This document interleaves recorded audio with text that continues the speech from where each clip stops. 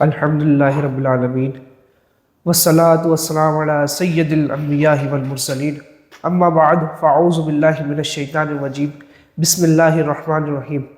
فرمان آخری نبی محمد عربی صلی اللہ علیہ وبارک وسلم ومن قرأ القرآن، جس نے قرآن پاک کی تلاوت کی، وحمد الرب، اور جس نے اپنے رب کی حمد بیان کی، وصلی علی النبی صلی اللہ علیہ وآلہ وسلم، اور جس نے نبی کریم صلی اللہ علیہ وسلم پر درود پاک پڑھا، ویستغفرہ قد طلب الخیر مکانہ، اور جس نے اپنے رب سے استغفار کیا، تحقیق اس نے اپنی جگہ میں خیر تلاش کر لی۔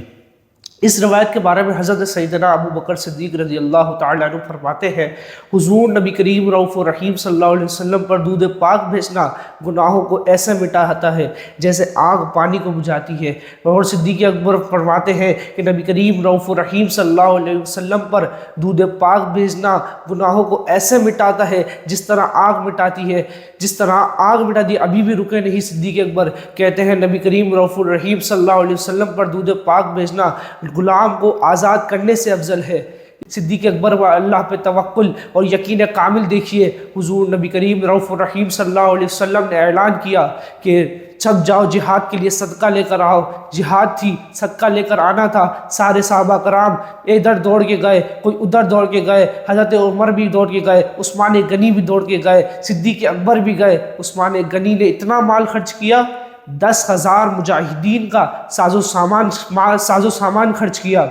حضرت عثمان غنی رضی اللہ تعالیٰ عنہ نے 10,000 دینار دیے۔ آپ کو معلوم ہوگا کہ درہم چاندی کا اور دینار سونے کا ہوتا ہے۔ جناب سیدنا عثمان غنی رضی اللہ تعالیٰ عنہ نے خالی یہاں نہیں بلکہ 900 اونٹ ساز و سامان صدقہ کیے، بلکہ آپ نے 100 گھوڑے بھی ساز و سامان صدقہ کیے۔ جناب سیدنا عمر رضی اللہ تعالیٰ عنہ کہتے ہیں کہ ہر دفعہ صدیق اکبر ہر دفعہ آگے بڑھتے ہیں، مگر اس دفعہ میں زیادہ مال خرچ کروں گا اور ان سے آگے بڑھ جاؤں گا۔ جناب سیدنا عمر بن خطاب رضی اللہ تعالیٰ عنہ اپنے گھر میں جتنا مال تھا سب لے آئے، اس کے 2 حصے کیے، ایک گھر والوں کے لیے چھوڑ آئے اور ایک نبی کریم رؤوف الرحیم صلی اللہ علیہ وسلم کی بارگاہ میں پیش کیا۔ حضور نبی کریم صلی اللہ علیہ وسلم نے استغفار فرمایا کہ عمر گھر والوں کے لیے کیا چھوڑ کے آئے ہو؟ فرمایا حضور ایک حصہ گھر والوں کے لیے چھوڑ آیا ہوں، ایک حصہ آپ کی بارگاہ میں پیش کر دیا ہے۔ اتنے میں جناب ابو بکر صدیق رضی اللہ تعالیٰ عنہ دوڑتے ہوئے آئے۔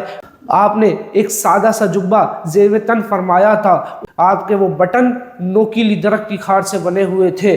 آپ جیسے ہی جناب سیدنا ابو بکر صدیق رضی اللہ تعالیٰ عنہ اپنی بارگاہ اقدس میں اپنا مال پیش کیا تو حضور نے استغفار فرمایا، ابو بکر گھر والوں کے لیے کیا چھوڑ آئے ہو؟ ابو بکر گھر والوں کے لیے کیا چھوڑ آئے ہو؟ بس یہ حضور کا پوچھنا تھا۔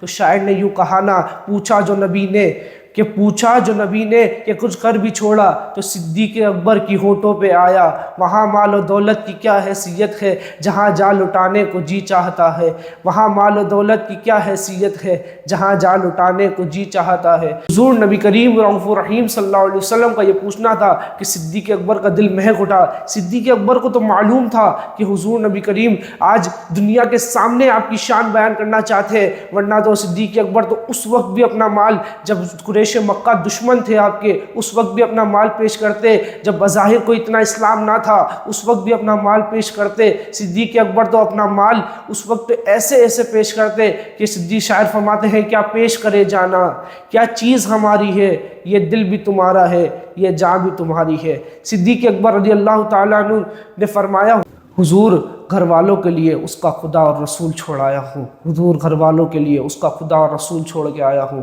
جب حضرت عمر بن خطاب رضی اللہ تعالیٰ عنہ نے یہ الفاظات سنے تو وہ حیران رہ گئے اور کہنے لگے، میں کبھی بھی سیدنا ابو بکر صدیق رضی اللہ تعالیٰ عنہ سے بڑھ نہیں سکتا۔